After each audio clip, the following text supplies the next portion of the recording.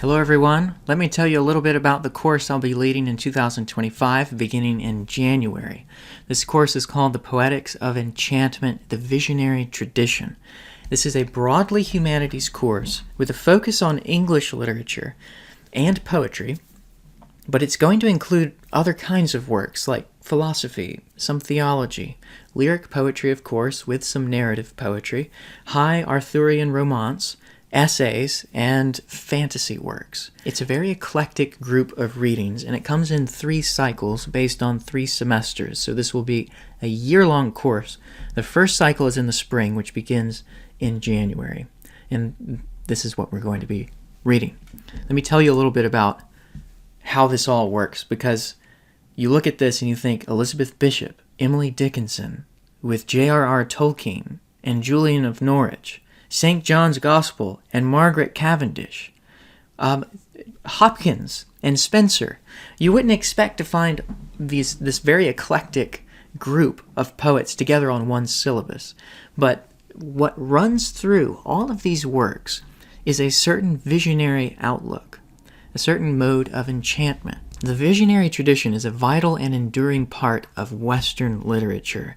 It shaped the way poets have imagined the world and our place within it, and at its heart is this quest to articulate the ineffable, the mysterious, the spiritual, and the sublime.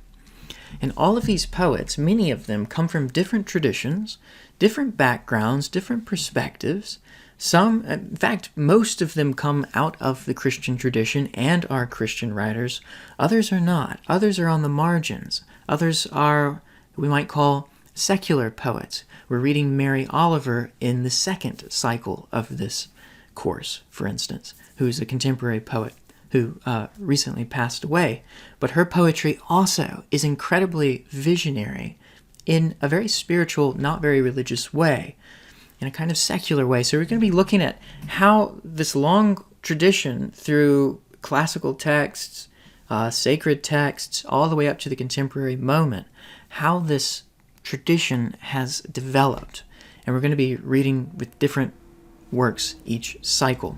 So the texts, I hope, offer not only an aesthetic encounter with models of enchantment, of seeing nature, but also ways of exploring philosophical and spiritual questions about the nature of human existence.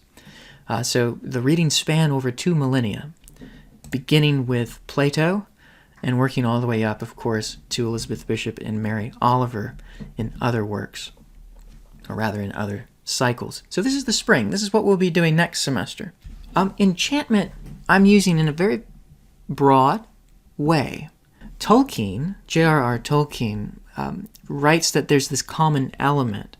He describes enchantment in his essay on fairy stories as that which produces a secondary world into which both designer and spectator can enter to the satisfaction of their senses while they are inside, but in its purity it is artistic in desire and purpose. What this means in the whole essay is he talks a lot about enchantment actually in many of his paragraphs. This is a feature of a certain type of literary genre. He's calling it fairy stories, but it's beyond that as well, as I think he recognizes in the essay. Another interesting connection is the 17th century writer Margaret Cavendish, who's sometimes described as the first sci-fi writer in English. And she kind of invents the fantasy genre for the modern world of letters. She writes, "I chose a fiction as would be agreeable to the subject treated in the former parts. It is a description of a new world, not such as Lucian's, or the Frenchman's world in the moon, but a world of my own creating, which I call the blazing world, the first part whereof is romancical, the second philosophical, and the third is merely fancy, or as I may call it, fantastical." And her work, The Blazing World, which we're reading, is a work of satire partly. It's also utopian fiction, but it's also kind of mythopoetic in a very medieval and modern way. I mean, she's really bridging the gap between high Arthurian romance and quest narratives and allegory with this, what you might call mythopoesis, what Tolkien called mythopoetics.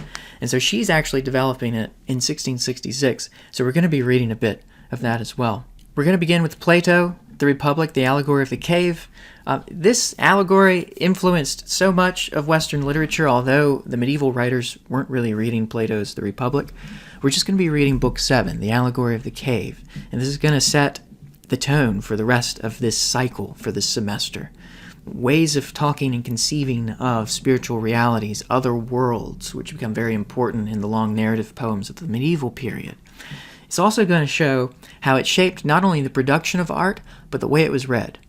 Because Platonism and Neoplatonism introduced this way of reading, not just writing, that became very important to religious writers and artists, including Dante, Shakespeare, Spenser, and many others.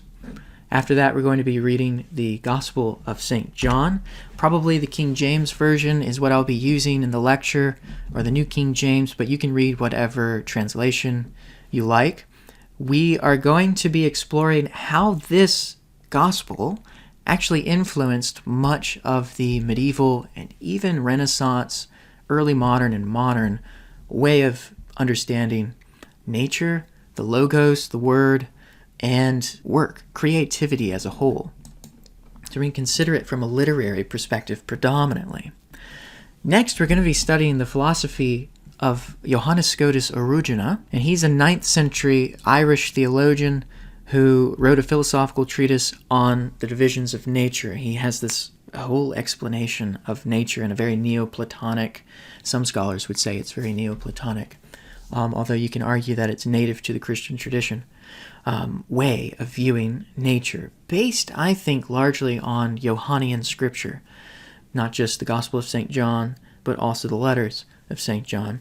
Eriugena was really interesting in that he introduced the West to many of the Eastern church fathers, including Maximus the Confessor. So he also is standing in two worlds. Many of these authors in the first cycle actually resist literary categorization, even theological categorization. Eriugena is sometimes called an early scholastic or a late church father. It's really difficult to place him in the whole chronology or in any kind of tradition whatsoever. And he's bridging two worlds in many ways. So we're going to be studying some translated in English paragraphs from his treatise, just to help us understand.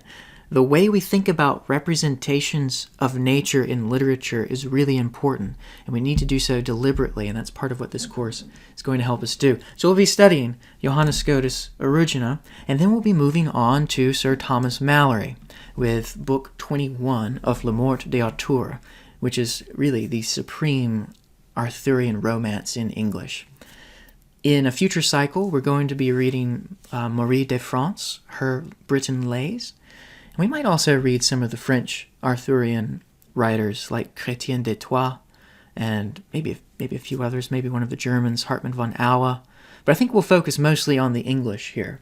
So we're going to be looking at how nature figures in this work, especially at the end with King Arthur's death. And this is going to introduce the genre of the quest narrative and the high romance, which is going to be very important for when we come to study J.R.R. Tolkien's Fellowship of the Ring. Next, we're going to move to Julian of Norwich, her Divine Revelations. The Oxford World Classics edition has both the shorter text and the longer text. I'll be referencing both in my lecture. And we're going to be exploring her visionary outlook as an expression of God's love and unity, this kind of harmonious blend of divine grace and nature. And we're going to look at some of the very unique literary features of her writing. Parable, allegory, metaphor, imagination, the imagery in her work is so striking. And it's fascinating what she does with language, what many of the mystics do with language. So we're going to be exploring some of her work. And she's actually going to set the groundwork for many of the other women visionaries that we view. I mean, Emily Dickinson has her own kind of feminine orientation to the world. Margaret Cavendish explores this. Julian of Norwich explores it as well. So this is going to help us, in addition to providing just a basic, human orientation to the strangeness of nature and this existence that we call human life, which, by the way, is tragically short, if you haven't noticed. Next, from Julian of Norwich, we're going to study Edmund Spenser's The Faerie Queene, Book 1. Yes, we'll be reading the whole Book 1 in 1 week. That might seem like a lot, but I think we can do it justice in that amount of time. It's an allegory on so many levels: political, philosophical, theological, religious. There's a difference between those two. Personal. There's so much going on in the allegory, so many layers of meaning, that our reading of Plato, I think, is really going to help us here. So we're going to explore this allegory in the narrative form in Spenser's The Faerie Queene, which is just one of the great works of English literature. You just have to read The Faerie Queene, at least Book 1, which is often as far as most people go, but it's fantastic, so we must read it. Next, we'll be reading Shakespeare. This is my favorite, The Winter's Tale. The strangest, the weirdest play I think he's ever written, and his late plays are very strange. The late romances are very out there. But I just love this one because of its fourth and fifth acts, and it's my favorite one. And I haven't read all of Shakespeare because I'm saving Cymbeline for when I'm old, and so I'll have a little bit of Shakespeare unexplored waiting for me if I reach old age. So that's why I haven't read all of Shakespeare. But of what I have read, The Winter's Tale is my favorite. And we're going to be exploring this concept of Northrop Frye's The Green World here, which is going to be very important to some of the later medieval works we'll be reading in the next 2 cycles as well. Next, we have Margaret Cavendish's The Blazing World, basically a novella. It's short. It might take a few hours of reading. It's satirical, it's utopian fiction. Some people call it the first sci-fi in English. It engages in themes of what to her was contemporary philosophy. And also presents this vision of correspondence between femininity and the natural world, the created order. It's a very interesting book, and it's probably the only work of satire we'll be reading. Next, we move on to the Lyrical Ballads 1802 edition. When this was published in 1798, the Lyrical Ballads was probably what galvanized, if not inaugurated, the English Romantic movement. They further this visionary tradition by transforming the lyric poem into a mode of enchantment, a special kind of experience in itself. So this is the first lyric poem we'll finally read. It's actually number 9 on the list. It's kind of crazy that on this channel, you know I love lyric poetry. But all of this is kind of setting the groundwork for what the Romantics and the Post-Romantics do with the lyric. Because after Coleridge and Wordsworth, number 10 on our Cycle 1 is Emily Dickinson.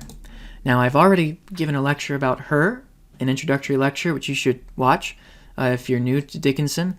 I'm going to be giving a different and another lecture on her visionary poetics by focusing on a selection of her poems.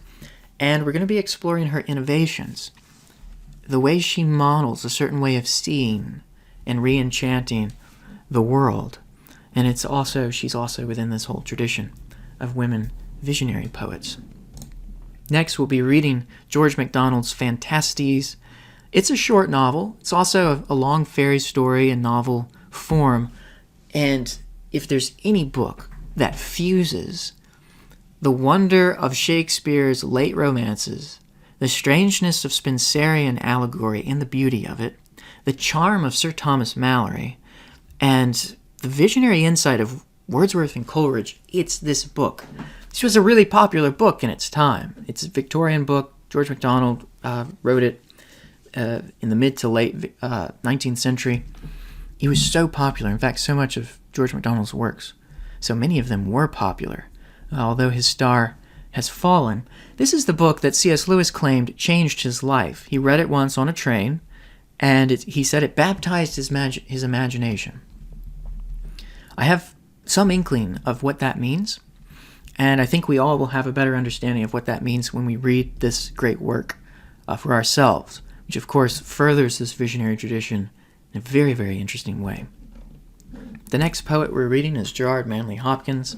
I have a lecture on him as well, but this time we're going to be focusing on his visionary Poetics. By the way, Poetics is the theory underlying much poetry. his Poetics is based on his visionary outlook, which is just the way he moved about and saw the world. You have inscape, which is the thisness of a thing, the form itself. Then you have the life drive of it, the in stress, which is driving everything into inscape, the incarnational form. And his poetry embodies that, enacts that, and it becomes an experience of the inscape itself.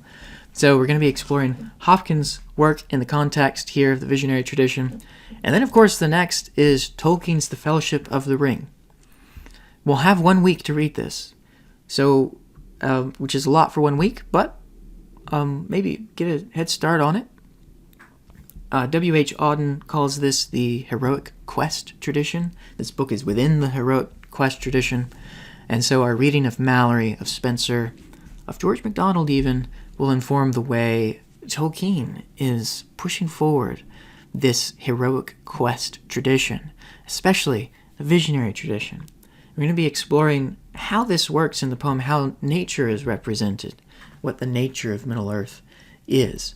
Such a delightful book. I'm really looking forward to this lecture in particular because, again, Tolkien is bridging medieval and romantic conceptions of nature and of art.